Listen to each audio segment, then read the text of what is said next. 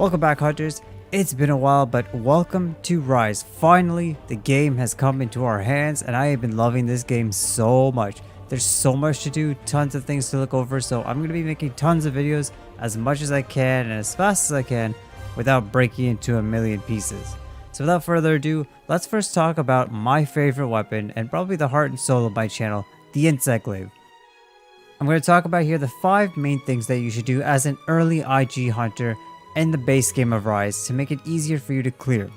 Now if you're looking for a full tutorial on how to use the Insect Glaive in Rise, that will be coming later this week. I'm still trying to make my way through a couple of final missions over on Twitch before I do a full rundown of the Insect Glaive from start to finish. So alright, without further ado, let's jump on in. Number 1, and probably one of the coolest things that I've seen, is that you unlock some new Kinsects very early in the game, like maybe 2 or 3 star village quests. I would highly recommend that you use a Kinsect assist type, particularly on a blunt Kinsect, but you can also use the sever one. So this is a new Kinsect coming to Monster Hunter Rise. I'm not sure if it was present in older games, but it wasn't in World. So what this Kinsect does is that if it has all 3 extracts, it's actually going to assist you by doing some extra damage when you do your heavy attacks. Now World had Kinsects doing passive damage. You mark the monster and they would attack over time and then come back to you when their stamina ran out. Now you still have that option. Those are the powder Kinsects in this game, but nice to see that they've added some new Kinsects with different styles. So for early Rise gameplay, and to be honest, I think it's going to be good for endgame as well, the assist style is very nice to just get some extra damage without worrying about your Kinsect. It also has a Kinsect bonus called Dual Color. Now this is very similar to what we had in World when you charged your Kinsect with Slinger Ammo, but instead of needing to hit both color spots, Rise has actually simplified the process so that when you hit the monster, it picks up the 2 closest colors to the spot that you hit. This makes it super efficient for picking up Kinsect instructs and makes you spend less time on this extra, more time on the damage. So overall, this Kinsect is amazing in my opinion. It also has the highest damage that we've seen for low rank Kinsects, so for the village quests, you'll get through them no problem with this Kinsect. As for the rest of Rise, this lineage might be the way to go if the other Kinsects later down on the higher ranks do continue the same trend of high damage and good perks. Alright, moving on to tip number 2. Switch your heavy main skill when you get the chance. Now all the switch skills in the game look amazing and I'm going to be testing out each one as I slowly go through these tutorials. The Insect Glaive particularly I feel is a saving grace because it got a bad rep in the demo, but I can honestly say with the switch skills the Insect Glaive is a great weapon. Now very early on after the 2-star, 3-star quests, you're going to unlock the first one, which is the Tetraseal Slash. Very excellent move. It replaces the Tornado Slash that's at the end of your heavy combo attack. Now this is a multi-hit combo that actually ends with a downward slash that actually appears to have higher motion values than the final Tornado Slash, so it does deal extra damage, slightly more. I will do a double checking as I progress through the game and add some extra skills and see if it matches up, but for base game, this does appear to be the case and is a very great tool for you to use to get through all of your village quests. The one downside to be aware of though is that it does have a slightly longer animation lock, so you'll need to be more careful of when you can use it. But if you execute it properly, landing that final slash, it'll be very worth it. Now, one last thing I'm going to add on before we move on to tip number 3 is that if you combine the first 2 tips that I just talked about, adding an assist Kinsect with the Tetraseal Slash is going to deal amazing damage for you. And for 2 reasons here. The assist Kinsect adds bonus damage to every hit of yours, so when you combine that with the extra heavy hits that you get with the Tetraseal Slash, damage goes up significantly as you can see right here. Minus the initial single hit of the Leaping Slash, the Tetraseal is a 4-hit attack. With the Kinsect, this essentially doubles, so you're outputting a greater amount of damage for the same amount of time. And it just straight up looks sick. Like, let's be real, if I had a weapon that looked like the Insect Glaive, I'd be doing some crazy flippy shit like this. This is what I've always wanted to do with the Insect Glaive in Monster Hunter, and we finally get to do some crazy shit. Tip number 3 guys, if you're looking for a main Insect Glaive to, just try out, get through some of the village quests or even to do some of the hub quests, the Bone Insect Glaive is a great starting place. Absolutely great. It's very easy, high raw damage, excellent damage to carry through most of the village quests. The downside of course with the Bone one is that you have no element. And to be honest, you don't really need the element for low rank and even a little bit of high rank. But later on in HR you will need to worry about hit zones and elements that go along with those.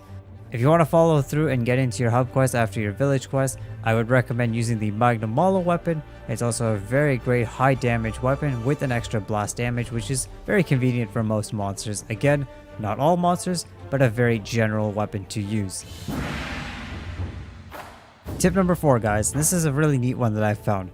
Always use all Kinsect buffs. In previous games, the orange buff has not been super necessary, and in World, quite honestly, this was better used to be left alone until the very end of your white and red buffs, and then you would take the orange to extend the duration of both buffs. Now in Rise, you still have this capability. You can hold 2 buffs and then take the third later to reset the timer for the buffs. However, now holding the orange plus the white buff now gives your hunter some earplugs. I don't know if it's 100% earplugs, but it works on all LR monsters and maybe some HR as well. I have to do more testing as we get to the higher ranks there, and if they release some MR or G rank monsters, we'll have to see how that plays out. But for low rank and for the base game, it seems like having the orange plus white is really handy to get some earplugs and avoid those interrupting roars. Let's take an example here. Bishopton usually stands on his tail kind of high up to let out a giant roar, kind of to throw you off. He thinks he's kind of invincible here, but if you have the inherent earplugs, you can use that opportunity to attack his tail and get a knock from him, which will then allow you to do some extra bonus damage. Now of course, later on you'll have to learn how to dodge roll roars if you really want to take your skills to the next level with iframes, but until then it's a really nice beginner skill. If this secret buff does extend into HR monsters, it could be a game changer honestly, and we'll have to see how far it goes. I'm assuming big elder dragons will probably not work, but at least high monsters in HR would be really nice to see. As far as I've seen, most LR monsters can be voided with these earplugs, but if I did miss any, let me know in the comments below guys and I'll go test it. So again, this 4th tip is basically use all the buffs at the same time, because the white and the orange give you that earplugs, and then red of course you need for damage. Alright, the final tip that I have here, a little bit more general, but it's use your Palamute to make sure that you can sharpen during hunts. This really applies to any weapon that actually does multi-hits, any melee weapon particularly. The Insect Glaive has a lot of hits compared to other certain weapons to maintain that high DPS. So a lot of times mid-fight, especially early game, you're going to hit orange, you might even hit red. So you got to worry about that. If you're mid-fight, get on your Palamute, run around while sharpening. That'll keep your damage high and get you right back into the fight without having to actually move areas like in old games. It'll also be less annoying when you don't bounce. Another alternative to this is also a neat thing that you can also use the trap bugs and letting your Palamute continue to attack or something. The trap bugs are actually found on the map. You'll have to find them on certain locations and you can use them to place it right in front of you, giving you a little bit of buffer space. What I've noticed is that these trap bugs will actually stun the monster for quite enough time to let you finish sharpening. So it's a perfect way to not even worry about the monsters, don't even bother with your Palamute. You can let the Palamute do whatever it needs to do, place the trap bug, sharpen, and if the monster does attack you, you're protected by the trap bug. Alright, and that's about it guys. Just a quick couple of tips that I wanted to throw out there for all you Insect Glaive users out there. The Insect Glaive has gotten a bad rep in Monster Hunter Rise. Honestly, it is not as bad as people say it is. It's actually a really good weapon. The switch skills have really saved it. I have yet to test out the last Silkbind move, but when I get there, I'll be putting out a full tutorial on the Insect Glaive in Rise. So be sure to keep it locked and loaded to the channel guys. Subscribe if you'd like to support me, as I'm going to be doing tutorials and other content for Rise for a very long time coming up. And with that, I hope you guys enjoy the rest of Rise.